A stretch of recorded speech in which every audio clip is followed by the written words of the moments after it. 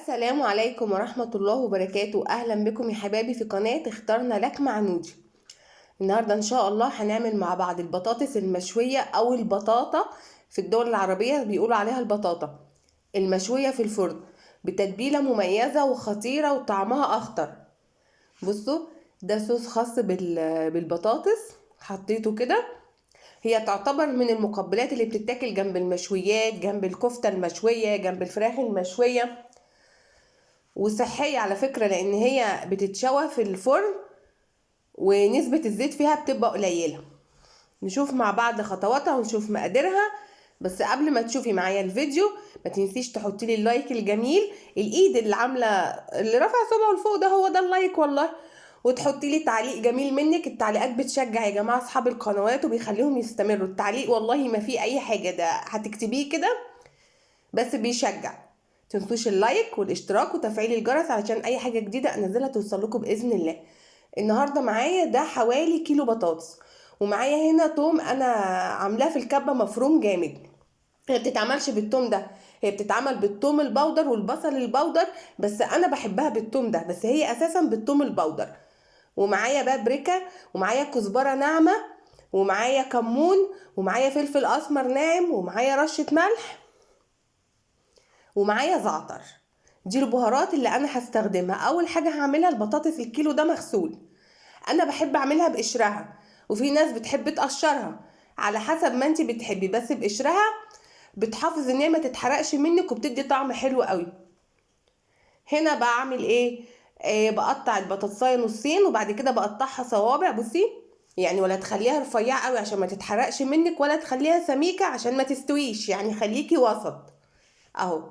الحجم ده مناسب، اللي هي لا تكون رفيعه تتحرق ولا تكون سميكه فما تستويش معاكي، لان هي هتدخل تتشوى في الفرن. هقطع بقى الكميه دي كلها وراها بصي بوريكي، وهقطع واحده كمان عشان تبقى انت كده عرفتي هي بتتقطع ازاي. وبتجيبي البوله اللي انت هتشتغلي فيها اهي، بوريكي بقولك واحده كمان اهي. لو وصلتوا لحد كده يا حبايبي ما تنسوش اللايك اللايك اللايك اهو. بصي قطعتها. هقطع بقى كل الكميه، وبعد كده احط كل البهارات دي عليها مع 3 معالق زيت كبار، مع 3 معالق زيت كبار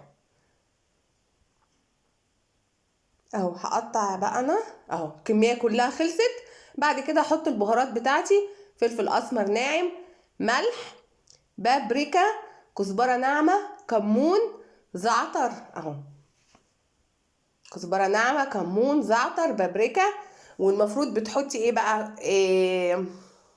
توم باودر وبصل باودر، بس انا مش بحب استخدم، انا بحب استخدم التوم العادي. وهنا بما يعادل 3 معالق زيت كبار، 3 معالق زيت كبار، وممكن تقلليهم كمان تخليهم معلقتين، هي عامه بتتشوي، فانت لو حابه تخليهم معلقتين مفيش مشكله. يبقى البهارات بتاعتها بدل التوم، لو انت مش عايزه تستخدمي التوم ده يبقى هتحطي بصل باودر وتوم باودر، هي اساسا بتتعمل بالبصل الباودر والتوم الباودر.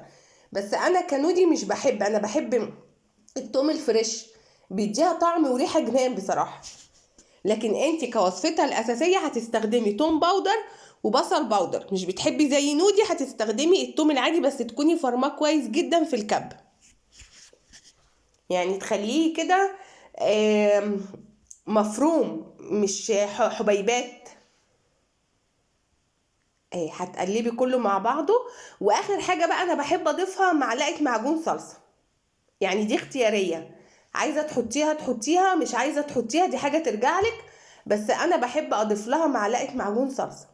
هنا جبت الصاج اللي انا هشتغل فيه وحطيت فيه ورق زبده عشان ما تتحرقش من تحت، لان هي ولا فيها ميه ولا فيها حاجه، هي هتعتمد في التسويه بتاعتها على الميه اللي بتنزل منها والثلاث معالق زيت او المعلقتين زيت اللي انت هتحطيهم. فحطيه تحتيها ورق فويل او ورق زبده عشان ما تتحرقش منك،